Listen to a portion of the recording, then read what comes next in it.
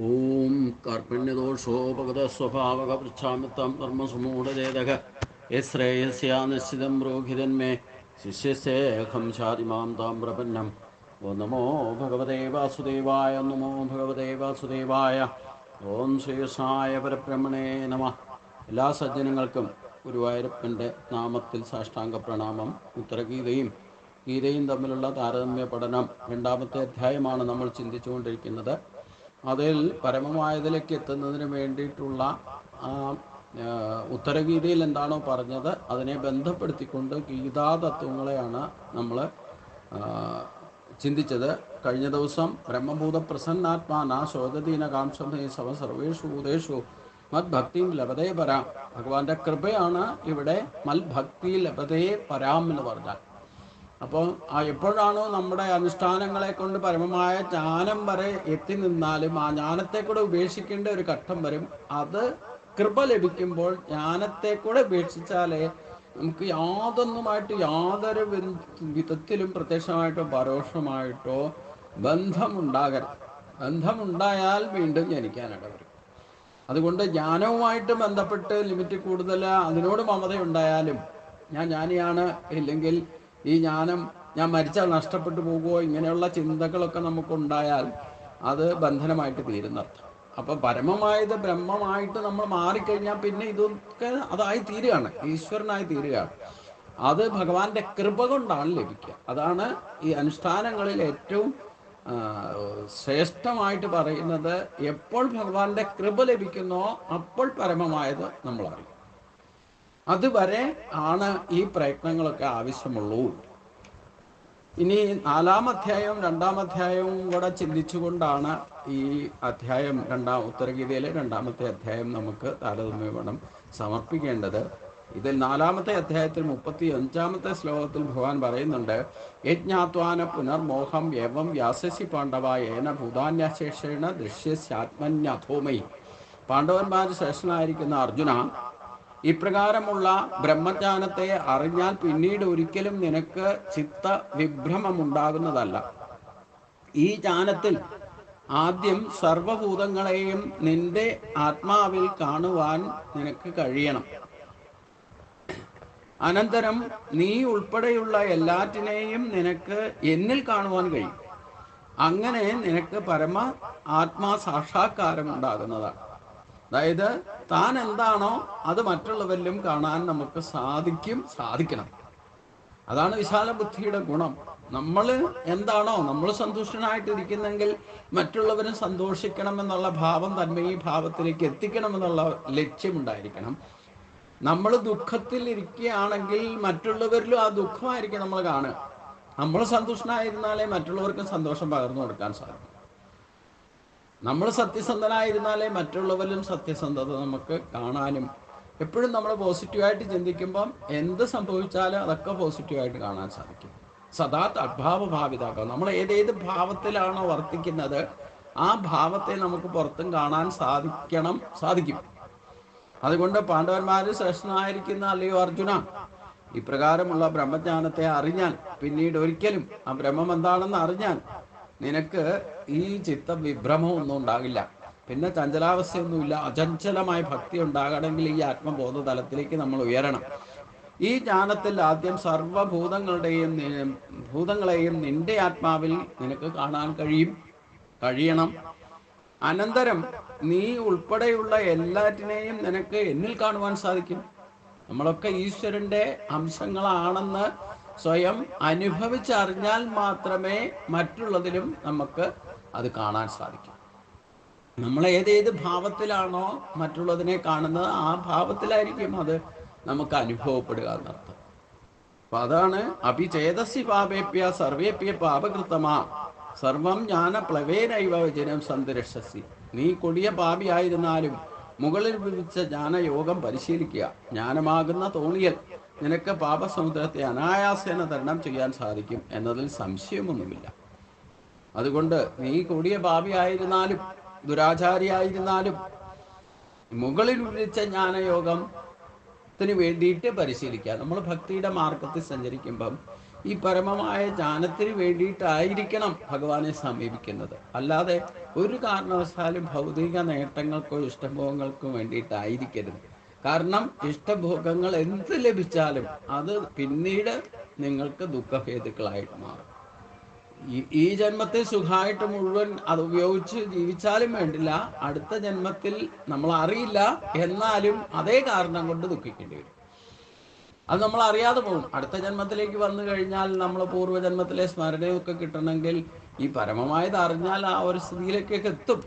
നമ്മളെ ആരെങ്കിലും ചീത്ത പറയുമോ അല്ലെങ്കിൽ നമുക്ക് എന്തെങ്കിലും ആർക്കെങ്കിലും കൊടുത്തത് തിരിച്ചു കിട്ടാതെ ഒക്കെ വരുമ്പം നമുക്ക് പൂർവ്വജന്മ സ്മരണയൊക്കെ ഉണ്ടെന്ന് വെച്ച് കഴിഞ്ഞാൽ അത് പഴയത് കൊടുക്കാനുള്ളതാ കൊടുത്തതെന്നും അല്ലെങ്കിൽ കിട്ടാനുള്ളതാ കിട്ടിയെന്നും ഒക്കെ ഒരു തോന്നൽ ഉണ്ടാകണമെങ്കിൽ ഈ പരമമായത് എന്താണെന്ന് അറിഞ്ഞാലേ ഉണ്ടാകുള്ളൂ. അതുകൊണ്ട് അതാണ് ഏറ്റവും ശ്രദ്ധിക്കണം. അപ്പം ദുരാചാരി ആയിരുന്നാലും എന്ത് ചെയ്താലും എല്ലാ പുണ്യം ചെയ്താലും പാപം ചെയ്താലും അതൊക്കെ നശിപ്പിച്ചു കളയും യഥാർത്ഥ ജ്ഞാനയോഗം ലഭിച്ച.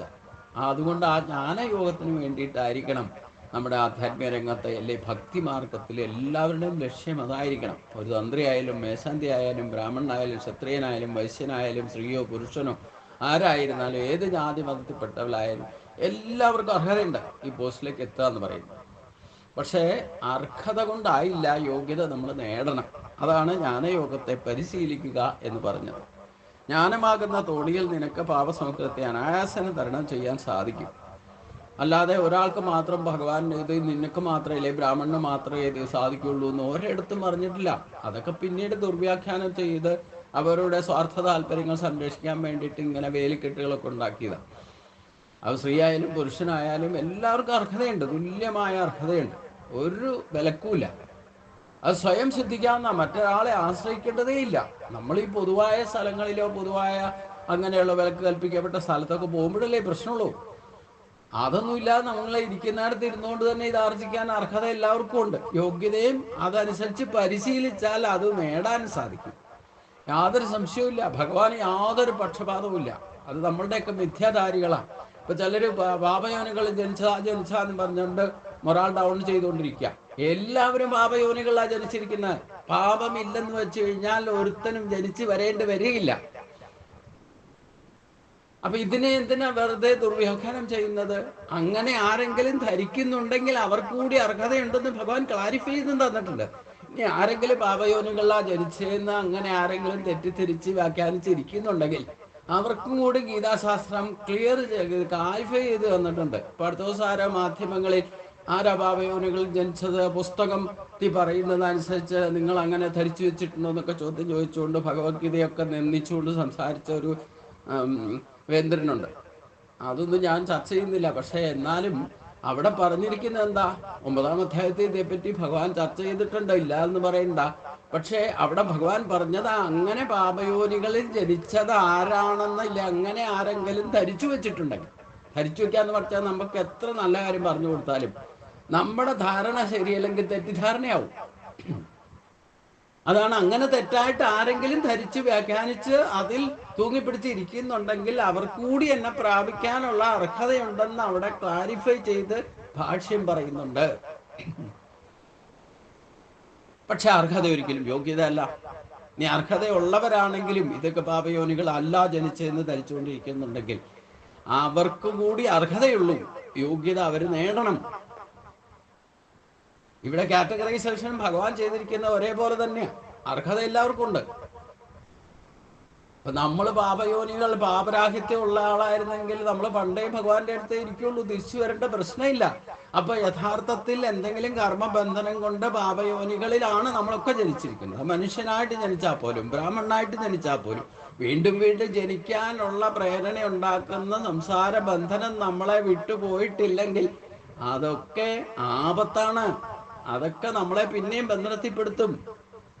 അപ്പം അത് ഇവിടെ ഒന്ന് ജനിച്ചിട്ടുള്ളവരെല്ലാം പാപയോനികൾ. അത് ക്രിസ്ത്യാനികൾ പറയുന്നുണ്ടല്ലോ, പാപികളെ എല്ലാവരെയും പാപികളായിട്ട് അവർ പറയുന്നു. പാപം ചെയ്യാത്തവർ കല്ലെറിയട്ടെ എന്ന് പറഞ്ഞാൽ പാപം ചെയ്യാത്തവർ ആരാ ഉള്ളേ? ആരും കല്ലെറിയാൻ സാധിക്കുന്നില്ല. അത് എന്തുകൊണ്ടാ? നമ്മളെല്ലാം പാപികളാണ്. അല്ലെങ്കിൽ ഇവിടെ വന്ന് ജനിക്കേണ്ട ആവശ്യമൊന്നുമില്ല. നമ്മൾ എന്തെങ്കിലും തരത്തിലുള്ള അത് ആധ്യാത്മിക മാർഗത്തിൽ ഭക്തിമാർഗത്തിൽ പോലും കർമ്മം ബാക്കിയുണ്ടെങ്കിൽ ആ കാരണം കൊണ്ടാണ് വന്ന് ജനിച്ചിരിക്കുന്നത് എന്നർത്ഥം. അപ്പൊ പൂർണ്ണമായിട്ട് പാപരാഹിത്യം വന്നിട്ടില്ല എന്നല്ലേ എൻ്റെ അർത്ഥം. അപ്പൊ അതുകൊണ്ട് പാപിയായിരുന്നാലും വേണ്ടില്ല, ഈ ജ്ഞാനയോഗത്തെ പരിശീലിക്കൂ എന്നാണ് ഭഗവാൻ പറഞ്ഞത്. അർഹത നേടണോ? ഈ പറയുന്ന ആത്മബോധ തലത്തിൽ നിന്നുകൊണ്ട് പരിശീലിക്കൂ എന്നിലേക്ക് എത്താൻ. ജ്ഞാനമാകുന്ന തോണിയിൽ നിനക്ക് പാപസമുദ്രത്തെ അനായാസേന തരണം ചെയ്യാൻ സാധിക്കും. അതിന് പ്രത്യേകിച്ച് പ്രയത്നമൊന്നും ഇല്ലെങ്കിൽ അതിന് കഠിനമായ പ്രയത്നമൊന്നും ആവശ്യമൊന്നുമില്ല. അതുകൊണ്ട് യഥൈധാംസി സമിദ്ധോ അഗ്നിർ ഭസ്മാസാൽ കുറുതേ അർജുന ജ്ഞാനാഗ്നി സർവകർമാണി ഭസ്മാസാൽ കുറുതേ. ഈ ജ്ഞാനം ലഭിച്ചാലോ സകല അജ്ഞതയും സകല പാപങ്ങളും സംസാര ബന്ധവും അഗ്നിയിലെ എന്തൊക്കെ കൊണ്ടിട്ടാലും ദഹിച്ച് ഭസ്മമാകുന്ന പോലെ എല്ലാ കർമ്മങ്ങളും ഭസ്മമായി തീരും. അതാണ് കത്തി കാണുന്ന അഗ്നിയിൽ നിക്ഷേപിക്കുന്ന വിറകുകൾ കത്തി ഭസ്മമായിത്തീരുന്നു. അതേപോലെ ജ്ഞാനമാകുന്ന അഗ്നിയിൽ സമസ്ത പാപങ്ങളും കർമ്മങ്ങളും കത്തി ഭസ്മമാകുന്നതാണ്. ഇതുകൊണ്ട് അർജുന, നീ ജ്ഞാനയോഗം ശീലിക്കൂ, പരിശീലിക്കൂ, അതിൽ ഉറച്ചു നിൽക്കൂ. ഇതിൽ ഉത്തരഗീതയിലെ 2-ാം അധ്യായം 45-46 ശ്ലോകങ്ങളിൽ ഇതിനെന്താണ് ചെയ്യേണ്ടതെന്ന് ഭഗവാൻ പറയുന്നുണ്ട്. 45-ൽ അഹം ബ്രഹ്മേതി നിയതേ മോക്ഷ ഹേതുർ മഹാത്മനാം ദ്വേ പദേ ബന്ധമോക്ഷായ ന മമേതി മമേതി ച. 46-ൽ പറയുന്നു മമേതി മമേതി ബധ്യതേ ജന്തുർ മമേതി വിമുച്യതേ. മഹത്തുക്കൾക്ക് മോക്ഷകാരണമായിരിക്കുന്ന ഒരു തത്വമുണ്ട്. ഞാൻ ബ്രഹ്മമാകുന്നു എന്ന അഖണ്ഡമായ ചിന്ത മാത്രമാണ് അത്. അഹം ബ്രഹ്മാസ്മി എന്ന് ചിന്തിച്ചുറപ്പിക്കണം. അഖണ്ഡമായ ചിന്ത. ആ അഖണ്ഡത്തിനായും മോക്ഷത്തിനായും ഓരോ മാർഗങ്ങൾ ഇവിടെ തുറന്നു കിടക്കുന്നു. ഇത് പരിശീലിക്കാനുള്ള എളുപ്പമാർഗമാണ് പറയുന്നത്. അതിൽ ഏത് വേണമെങ്കിലും നമുക്ക് സ്വീകരിക്കാവുന്നതാണ്. അതാണ് എൻ്റേത്, സ്വീകരിക്കാവുന്നതാണ്. ഇത് എൻ്റേത് എല്ലാം എനിക്ക് വേണം എന്ന ചിന്ത ബന്ധനത്തിൻ്റെ മാർഗമാകുന്നു. ഇത് എൻ്റേതല്ല എന്ന് ചിന്തിക്കുക. അത് ആവർത്തിച്ച് ഉറപ്പിക്കുക. അതാണ് ഏറ്റവും വലിയ പരിശീലനം എന്ന് പറയുന്നത്. അതാണ് 45-46 ശ്ലോകത്തിൽ ഉത്തരഗീതയിൽ പറഞ്ഞത്. ഈ ഒന്നും എനിക്ക് വേണ്ട, ഇതൊന്നും എൻ്റേതല്ല എന്ന ബോധതലത്തിൽ ഉറച്ച് ചിന്തിച്ച് ജീവിക്കുന്നത് മോക്ഷത്തിൻ്റെയും മാർഗം തന്നെയാണ്. ഇതിൽ ഏത് മാർഗമാണ് സ്വീകരിക്കേണ്ടത് എന്ന് ബുദ്ധിമാൻ ചിന്തിച്ചു കൊള്ളുക. എൻ്റെ ശരീരം പോലും എൻ്റേതല്ല. നമുക്ക് ഏറ്റവും വലിയ പ്രശ്നത്തെ ബന്ധനത്തിൽപ്പെടുത്തുന്നത് ഇതെൻ്റേത്, ഈ ശരീരം എൻ്റേത്, ഈ കാണുന്നതൊക്കെ എൻ്റേത്, എല്ലാം എനിക്ക് വേണം എന്നുള്ള ചിന്തയാണ് കൂടുതൽ പ്രതിബന്ധങ്ങൾ ഉണ്ടാക്കുന്ന, മോക്ഷമാർഗത്തിൽ പോലും പ്രതിബന്ധം ഉണ്ടാക്കുന്നത് ഈ എൻ്റേത് എനിക്ക് വേണം എന്നുള്ളത്. എനിക്ക് മോക്ഷം വേണം എന്ന് പറയുമ്പോൾ പോലും അതിൽ സ്വാർത്ഥതയുണ്ടെന്നാണ്. അതുകൂടി ഉപേക്ഷിക്കണം. അതൊന്നും എൻ്റേതല്ല, ഒന്നും എനിക്ക് വേണ്ട എന്ന് ചിന്തിച്ച് നിഷ്കാമ ഭക്തിയിലൂടെ ജീവിക്കുന്നത് മോക്ഷമാർഗം തുറക്കും എന്നാണ് പറഞ്ഞത്. ഇതിൽ ഏത് മാർഗമാണ് സ്വീകരിക്കേണ്ടത്? എൻ്റേതെന്ന് പറഞ്ഞുകൊണ്ട് ജീവിക്കണോ? അത് വീണ്ടും ജനിക്കാനിടവരും. ഇനി ഇതൊന്നും എൻ്റേതല്ല എന്ന് ചിന്തിച്ചുകൊണ്ട് ജീവിച്ചുറപ്പിച്ചാൽ സാധിച്ചാൽ അവൻ ബുദ്ധിമാനായിരിക്കും. അവൻ ആണ് മോക്ഷമാർഗത്തിലേക്ക് എത്തുക എന്നതിൽ യാതൊരു സംശയവുമില്ല. അതാണ് 46-47 ശ്ലോകത്തിൽ പറഞ്ഞ് ഉത്തരഗീതയിലെ 2-ാം അധ്യായം 45-46 ശ്ലോകങ്ങളിലൂടെ ഞാൻ ബ്രഹ്മമാകുന്നു എന്ന ചിന്തയിലൂടെ ജീവാത്മാക്കൾക്ക് മോക്ഷം കിട്ടുമെന്ന് ഭഗവാൻ പറഞ്ഞു. ബന്ധനത്തിനും മോക്ഷത്തിനും കാരണമാകുന്നത് ഒന്ന് തന്നെയാണ്. അത് ഞാൻ എന്നും എൻ്റേതെന്നുള്ള ചിന്ത മാത്രമാണ്. എപ്പോൾ ഞാനെന്നും എൻ്റേതെന്നുള്ള ചിന്ത നിലനിൽക്കുന്നുവോ അപ്പോൾ എല്ലാം ജീവാത്മാവ് ബന്ധനത്തിൽ അകപ്പെട്ട പക്ഷിയെ പോലെയാകുന്നു. ഞാൻ എന്നും എൻ്റേതെന്നുമുള്ള ചിന്ത നശിക്കുന്നതോടെ, അഥവാ ഒന്നും എൻ്റേതല്ല എന്ന ചിന്ത വരുന്നതോടെ സർവബന്ധങ്ങളും തകർന്നു പോകുന്നു. അപ്പോൾ മോക്ഷമാർഗം തനിയെ തുറക്കുന്നു. അതുകൊണ്ട് ഉപാസകൻ സർവം ബ്രഹ്മമയം എന്ന ചിന്തയിൽ തന്നെ മുഴുകുക. അപ്പോൾ എൻ്റേതെന്ന ചിന്ത ഇല്ലാതെയാകുന്നു. അതോടെ മോക്ഷലബ്ധിക്ക് ഉണ്ടാകുന്നു. ഭഗവത്ഗീതയിൽ ഈ വിഷയത്തെക്കുറിച്ച് പറയുന്നത് നമുക്കൊന്ന് പരിശോധിക്കാം. ഇവിടെ ഭഗവത്ഗീതയിൽ പറയുന്നത് 2-ാം അധ്യായത്തിൽ 18 സ്ഥിതപ്പച്ച ലക്ഷണം പറയുമ്പോൾ തന്നെ അവസാനത്തെ 2 ശ്ലോകമാണ് ഇതിന് ഉപോത്ബലമായിട്ട് പറയുന്നത്. അത് ആണ് എൻ്റേതെന്ന് പറയുമ്പോൾ തന്നെ ഇപ്പോഴൊക്കെ ചർച്ചയിൽ, മാധ്യമ ചർച്ചകളിൽ പോലും വിവാദമായി നടക്കുന്ന ഈ ഭൂമി ചിലരുടെ ആണെന്ന് ചിലരുടെ അവകാശം പറയുന്നു. എൻ്റേതല്ല എന്ന് ചിന്തിച്ചാൽ പണ്ടൊരു കാലത്ത് മുഴുവൻ ബ്രഹ്മസ്വമായിരുന്നു, ദേവസ്വവും ബ്രഹ്മസ്വമായിരുന്നു കേരള ഭൂമി മുഴുവൻ, ഇല്ലേ? ഈ ലോകം മുഴുവൻ തന്നെ ഭഗവാന്റേതാ. ഭഗവാന്റെ എൻ്റെ എന്ന് പറയാൻ എന്ത് അവകാശമാണ്? ഏത് സമൂഹത്തിനാ, ഏത് മതത്തിനാ, ഏത് ജാതിക്കാ എൻ്റെ എന്ന് പറയാനുള്ള അവകാശം? ഇത് മുഴുവൻ ശരിക്ക് പരമമായിരിക്കുന്ന സൃഷ്ടികർത്താവിൻ്റെ അല്ലേ? നമ്മളൊക്കെ തൽക്കാലം ശരീരത്തിൻ്റെ പോലും സൂക്ഷിപ്പുകാരാ, പിന്നെ ഈ ഭൂമി മുഴുവൻ നമ്മുടേതാണെന്ന് പറയാൻ എന്തവകാശം ആർക്കാ ഉള്ളത്? ഇവരൊന്നും യഥാർത്ഥത്തിൽ ഈശ്വര മാർഗത്തിലൂടെയാണ് സഞ്ചരിക്കുന്നതെങ്കിലും പരമമായത് മനസ്സിലാക്കുന്നില്ല എന്നുള്ളതല്ലേ എൻ്റെ അർത്ഥം. ഏത് ജാതി മതത്തിൽപ്പെട്ടവരായില്ല ഇതൊക്കെ എൻ്റേതാന്ന് പറയുന്നു. ഒരു പ്രാവശ്യം എഴുതി കൊടുത്തു കഴിഞ്ഞാൽ പിന്നെ ഒക്കെ എൻ്റേതാ എന്ന് പറയാൻ എന്താ അവകാശം? അതിന് വേണ്ടിയിട്ട് എത്ര തർക്ക വിതർക്കങ്ങളാ. ശരിക്കും ഒരൊറ്റ നിയമം പാസ്സാക്കിയാൽ മതി, ഇതൊക്കെ ഈശ്വരൻ്റെ, നമ്മുടെ ആരുടെ അല്ല എന്ന് പറഞ്ഞിട്ട് അത് പാസ്സാക്കിയാൽ മതി. ആർക്കും അവകാശം പറയാനൊന്നുമില്ല. പൊതുവായ കാര്യങ്ങളൊക്കെ നടത്തണം എന്ന് സർക്കാർ ഭരിക്കുന്നവർ തീരുമാനിച്ചാൽ ഏത് ഭൂമിയും ഏതും പൊതുവായ ലോക സേവാർത്ഥമായിട്ട് അത് ഉപയോഗിക്കാവുന്ന ഒരു നിയമം പാസ്സാക്കിയാൽ മതി. അതാണ് പരമോന്നതമായിരിക്കുന്ന ഏറ്റവും വലിയ ഭൂമിയുടെ ഉടമ എന്ന് പറയുന്നത് ഭഗവാൻ തന്നെയാണ്. അപ്പം ഇതൊക്കെ മനസ്സിലാക്കാത്തതിൻ്റെ ഏത് മതത്തിൽപ്പെട്ടവരായാലും ജാതിയിൽപ്പെട്ടവരായാലും വേണ്ടില്ല, ഇതൊക്കെ നമ്മൾ വകതിരിച്ച് ചിന്തിച്ച് പറയാൻ തുടങ്ങിക്കഴിഞ്ഞാൽ ഒന്നും നമ്മുടെ അല്ല. നമ്മുടെ ശരീരം പോലും, ശരീരത്തിൻ്റെ പോലും കേവലം സൂക്ഷിപ്പുകാരാണ് നമ്മൾ. അത് കിട്ടിയിരിക്കുന്ന കാലത്തോളം, നിലനിൽക്കുന്നിടത്തോളം നമ്മൾ സംരക്ഷിച്ച് അതിനെ വ്യക്തോപാസന ആദരിച്ചും ബഹുമാനിച്ചും ശുശ്രൂഷിച്ചും പരിരക്ഷിച്ചും കണ്ടാൽ അത് നമ്മൾ ജീവിക്കുന്നിടത്തോളം കാലം ആരോഗ്യപരമായിട്ട് നമ്മൾ ഇച്ഛിക്കുന്ന കാര്യങ്ങളൊക്കെ സാധിക്കാൻ മാധ്യമമാണ് ഈ ശരീരം. അതുകൊണ്ട് ഒരു കാരണവശാലും അതുപോലും എൻ്റേതല്ലെങ്കിൽ പിന്നെ ബാക്കിയുള്ള ഈ വസ്തുക്കൾ സൃഷ്ടി വ്യവഹാരത്തിൽ നമ്മൾ ഉപയോഗിക്കപ്പെടുന്ന ഒരു വസ്തുക്കളും നമ്മുടേതല്ല. എനിക്കിതൊന്നും വേണ്ട. നമ്മൾ പോകുമ്പോൾ ഇതൊന്നും കൊണ്ടുപോകാൻ സാധ്യത, ഈ ശരീരം പോലും കൊണ്ടുപോകാൻ സാധ്യമല്ല, പിന്നെ ബാക്കിയുള്ളതിനെ പറ്റി ആലോചിക്കണം. ഇതാണ് ഏറ്റവും വലിയ ഭക്തർക്ക് പോലും പറ്റുന്ന, അല്ലെങ്കിൽ ഏത് ജാതി മതത്തിൽ ഏത് തലത്തിലുള്ള ഈശ്വര വിശ്വാസികളായാലും വേണ്ടില്ല, ഈ പരമമായത് എന്താണെന്ന് അറിയാനുള്ള അവരുടെ ഗ്രന്ഥത്തിൽ തന്നെ ഇതൊക്കെ പറയുന്നുണ്ട്. പക്ഷെ അതൊന്നും വേണ്ട വിധത്തിൽ മനസ്സിലാക്കാത്തതിനെ അതിനെയൊക്കെ ദുർവിനിയോഗം ചെയ്ത് ദുർവ്യാഖ്യാനം ചെയ്ത്, ബ്രാഹ്മണരുടെ കാലത്ത് എങ്ങനെയായിരുന്നല്ലോ, ദേവസ്വം സംരക്ഷിക്കാനാ ബ്രാഹ്മണർക്ക് ബ്രഹ്മസ്വം കൊടുത്തത്. എന്നിട്ട് ഈ ദേവസ്വം തൻ്റേതാക്കി വച്ചു. അപ്പോൾ തൻ്റേത് നഷ്ടപ്പെട്ടു, ദേവസ്വം അന്യാധീനപ്പെട്ടു പോയി ചെയ്തു. അവസാനം ശിവശിവ എന്ന് പറഞ്ഞ് ഇരിക്കുന്ന മരം മുറിച്ചിട്ടിരിക്കുക. അതേപോലെയാണ് ഒരു കൂട്ടരിപ്പോൾ ഇതൊക്കെ എൻ്റെ എന്ന് പറഞ്ഞുകൊണ്ട് അവകാശം പറഞ്ഞുകൊണ്ടിരിക്കുന്നത്. അതിന് കാലാകാലത്ത് വരുന്ന ഓരോ എന്താ പറഞ്ഞേ, അവരവർക്ക് വോട്ട് കിട്ടാൻ വേണ്ടിയിട്ട് അതനുസരിച്ചുകൊണ്ട് നിയമം ഇങ്ങനെ ഭേദഗതി ചെയ്യും. എന്നിട്ട് അത് പിന്നീട് വരുന്നവർക്ക് അത് പാരയായിട്ട് വരും. അങ്ങനെ പിന്നെ ഇങ്ങനെ തർക്കവിതർക്കങ്ങൾക്ക് വിധേയമായിരിക്കുക. ശരിക്കൊറ്റ നിയമം അതൊക്കെ ഈശ്വരൻ്റെ, ആരുടെ അല്ല ഇതൊന്നും. അതുകൊണ്ട് ആർക്കും അവകാശം പറയാമല്ലോ. ഒരു ഹിന്ദുവിനും എല്ലാവരും, മുസ്ലിമിനും ഇല്ല, ക്രിസ്ത്യാനിയും ഇല്ല, ഒരു ജാതി മതത്തിനും ആർക്കും ഈ ഭൂമിയെ അവകാശം പറയാൻ പറ്റില്ല.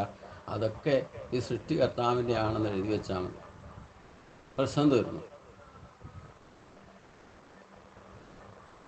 അപ്പോൾ അതിൽ ഈ പരമമായത് അറിയാൻ വേണ്ടിയിട്ട് ഉപോത്ബലമായിട്ട് ഗീതയിൽ 2-ാമത്തെ അധ്യായത്തിൽ 71-72 ശ്ലോകങ്ങളാണ് ഈ ബ്രഹ്മപ്രാപ്തിയിലേക്ക് എത്താനുള്ള ഉപോത്ബലമായിട്ട് പറയുന്നത്. വിഘായ കാമാൻ സർവാൻ ആശ്രതി നിസ്പൃഹ നിർമ്മമോ നിരഹങ്കാരക സശാന്തി അധിഗച്ഛതി യേഷാം ബ്രാഹ്മിസ്ഥിതി ഭർത്ത നൈനാം അഭിമുഖ്യതി തിത്വാസ്യ അന്ധകാലേ വി ബ്രഹ്മ നിർമ്മാണം മൃച്ഛതി. സകല കാമങ്ങളെയും വെടിഞ്ഞ് മനുഷ്യൻ യാതൊന്നിലും ഇച്ഛയില്ലാത്തവരായി തീർന്ന് മോക്ഷമാർഗത്തിലൂടെ സഞ്ചരിക്കുക. എൻ്റേതെന്ന ചിന്ത അഥവാ സ്വാർത്ഥതയും ഞാൻ എന്നുള്ള ഭാവവും അഹങ്കാരം, അഹംബോധത്തിൽ നിന്നാണ് ഞാൻ എന്ന് പറയുന്നത്, ഇല്ലാത്തവനായ അദ്ദേഹം വളരെ വേഗം മോക്ഷം പ്രാപിക്കുന്നതാണ്. ഇപ്പം ഞാനെന്ന ബോധവും എൻ്റേതെന്നുള്ള ചിന്തയും ഉപേക്ഷിച്ചാൽ തന്നെ മോക്ഷമാർഗം തുറക്കുന്ന അർത്ഥം. അത് ഏതവസ്ഥയിലും ഏത് പ്രായത്തിലും അന്ത്യകാലത്താണെങ്കിലും ഈ ഒരു ബോധത്തിൽ ഉറച്ചാൽ മതി. അതാണ് ഇനി പറയുന്നത്. യേശാം ബ്രാഹ്മിസ്ഥിതി പാർത്ത നൈനാം പ്രാപ്യ വിമുഖ്യതി സ്ഥിത്വാസ അന്ത്യകാലേവി അന്തകാലേവി ബ്രഹ്മ നിർമ്മാണം പൃച്ഛതി. ഈ ബ്രഹ്മപ്രാപ്തി ജീവിതത്തിന്റെ അന്ത്യകാലത്തെങ്കിലും, അല്ലയോ അർജുന, ഈ അവസ്ഥയ്ക്ക് ബ്രഹ്മീസ്ഥിതി എന്നാണ് പറയുക. ഇത് ബ്രഹ്മത്തോട് ലയിച്ച അവസ്ഥയാകുന്നു. ഇതാണ് ജീവൻ മുക്തഭാവം. ഇതിനെ പ്രാപിച്ചു കഴിഞ്ഞാൽ പിന്നെ ബുദ്ധിക്ക് യാതൊരു മാറ്റവും വരുന്നതല്ല. അത് അചഞ്ചലമായിട്ട് ആ പരമാത്മാവിൽ തന്നെ ഉറച്ചു നിൽക്കുന്നതാണ്. ഈ ഒരവസ്ഥയിൽ നമുക്ക് ജീവിച്ചിരിക്കുമ്പോൾ തന്നെ അചഞ്ചലമായ ഭക്തിയും ഉണ്ടാകണമെങ്കിൽ ഇവിടെയാണ് ഉറപ്പിക്കുക. നമ്മുടെ ബുദ്ധി ആ പരമമായതിൽ ഉറപ്പിക്കുക. അതാണ് സ്ഥിതപ്രജ്ഞ എന്ന് പറയുന്നത്. എവിടെയാണ് ഉറപ്പിക്കേണ്ടത്? നമ്മുടെ ബുദ്ധിയെ ആ ഭഗവാനിൽ തന്നെ ഉറപ്പിക്കുക. അപ്പോഴാണ് ആ അവസ്ഥയെ ഏതൊരു മാറ്റവും ഒരിക്കലും ചഞ്ചലാവസ്ഥ ഉണ്ടാകുന്നതല്ല. ഈ പരമമായതിൽ ഉറച്ചു കഴിഞ്ഞാൽ പിന്നെ എന്തൊക്കെ വ്യവഹരിച്ചാലും, എവിടെയൊക്കെ ഏതൊക്കെ കർമ്മങ്ങളിൽ നീ ഭാഗവാക്കായാലും അവിടെയൊന്നും ഒരു പ്രതിബന്ധങ്ങളില്ലാതെ ആ ഉറച്ചു നിന്നുകൊണ്ട് തന്നെ അവിടെ അചഞ്ചലമായ ഭക്തിയിലൂടെ ജീവൻ മുക്തഭാവത്തെ അനുഭവിച്ചറിയാൻ സാധിക്കും. ഈ അവസ്ഥയെ പ്രാപിച്ച മനുഷ്യന് കാമം, മമത, അഹങ്കാരം തുടങ്ങിയ നിശേഷം നശിക്കുന്നതാണ്. ഒരുവന് ഈ അവസ്ഥ കിട്ടുന്നത് അന്ത്യകാലത്തിലായാൽ പോലും അതോടെ അദ്ദേഹം നിത്യാനന്ദമാകുന്ന മോക്ഷത്തെ പ്രാപിക്കുന്നതാണ്. ഇത് മനുഷ്യജന്മത്തില് ഏത് ശരീരത്തോടെ ഇരുന്നാലും വേണ്ടില്ല, ആർക്കാണോ അവസാന കാലത്തെങ്കിലും, അതിന് വയസ്സൊന്നും പ്രശ്നമല്ല. ഈ വയസ്സൊക്കെ ശരിക്കും നമ്മൾ ബർത്ത്ഡേ പിറന്നാളൊക്കെ ആഘോഷിക്കുന്നത് വെറും ബർത്താണ്. നമ്മൾ ഓരോ ദിവസവും മരണ ദിവസം കൊണ്ടാടുന്നത് എന്ന് പറഞ്ഞാൽ നമുക്ക് ഒരു പ്രായത്തിൽ ഒരു വർഷം കംപ്ലീറ്റ് ചെയ്യാൻ സാധിച്ചാൽ അത്രയും കാലം നമ്മളെ മരണം ബാധിക്കാതിരുന്നു എന്നുള്ള മൃത്യുവും ഞാൻ തന്നെയാണെന്ന് ഭഗവാൻ ഗീതയിൽ പറഞ്ഞിട്ടുള്ളത്. അപ്പം ആ മൃത്യു ബാധിക്കാതിരിക്കലാണ് നമ്മൾ ആഘോഷിക്കേണ്ടത്. ജനിച്ചത് ഇങ്ങനെ രണ്ടാമത് എത്ര പിറന്നാൾ ആഘോഷിച്ചാൽ ദുബാറാം രണ്ടാമത് ജനിക്കാൻ സാധ്യമല്ല, ജനിക്കുകയുമില്ല. കഴിഞ്ഞത് കഴിഞ്ഞു. അപ്പോൾ ഓരോ ദിവസവും നമുക്ക് കിട്ടുന്ന, ഓരോ വർഷവും കിട്ടുന്ന, ഓരോ നിമിഷം കിട്ടുന്നത് ബോണസായിട്ട് കിട്ടുന്നതാണ്. അതിലാണ് നമ്മൾ അച്ചീവ്മെന്റ് നേടുന്നത്. എന്ന് വെച്ചാൽ എന്തെങ്കിലും ഈ മൃത്യു സംഭവിക്കാതിരിക്കും.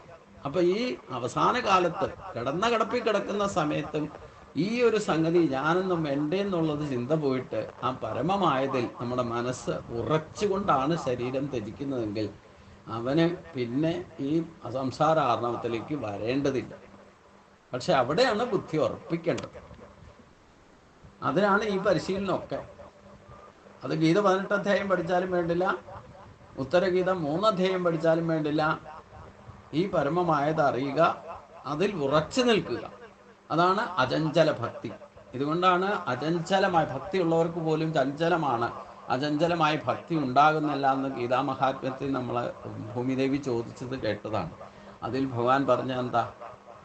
ഗീതയിൽ ഉറച്ചു നിൽക്കൂ, ഗീത പഠനത്തിൽ തൽപരത ഉണ്ടാകൂ, ഗീത പഠിച്ചത് ധ്യാനിക്കൂ, ചിന്തനം ചെയ്യൂ. അപ്പോൾ ബുദ്ധി അതിൽ ഉറച്ചാൽ ആ ഗീതയിൽ ഉറച്ചുകൊണ്ടാണ് നിങ്ങൾ ശരീരം ത്യജിക്കുന്നതെങ്കിൽ അത് പരമമായതിലേക്ക് തന്നെ മാർഗം തുറക്കൂ, സംശയിക്കൊന്നും വേണ്ട. അപ്പൊ അത് ഗുരുവായൂരപ്പൻ്റെ അനുഗ്രഹം കൊണ്ട് സാധിക്കട്ടെ എന്ന് പ്രാർത്ഥിച്ചുകൊണ്ട് ഉത്തരഗീതയിലെ 2-ാം അധ്യായവും ഗീതാശാസ്ത്രവുമായിട്ടുള്ള താരതമ്യപഠനം നമുക്ക് ഇവിടെ സമർപ്പിക്കാം. ഇനി ഉത്തരഗീതയിലെ 3-ാം അധ്യായമാണ് നാളെ നമുക്ക് ചിന്തിക്കാൻ തുടങ്ങേണ്ടത്. അത് 18 പടികൾ, 18 ശ്ലോകങ്ങളാണ്. ഈ ജ്ഞാന മാർഗത്തിലേക്കുള്ള പരിശീലനമാണ് 1-ഉം 2-ഉം അധ്യായത്തിൽ പറഞ്ഞത്.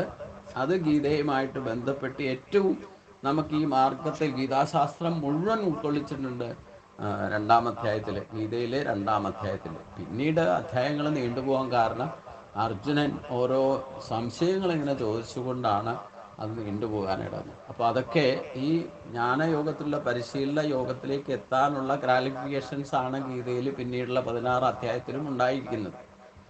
അത് പരിശീലിക്കാത്തവരുടെ അവസ്ഥയാണ് ചിത്തഭ്രമത്തിൻ്റെ പോലെ നമ്മൾ ഈ ജീവിതം നയിച്ചുകൊണ്ടിരിക്കുന്ന ഒരു അർജുനൻ്റെ അവസ്ഥയിലാണ് അവിടെ നമ്മൾ ജീവിതം നയിച്ചുകൊണ്ടിരിക്കുന്നത്.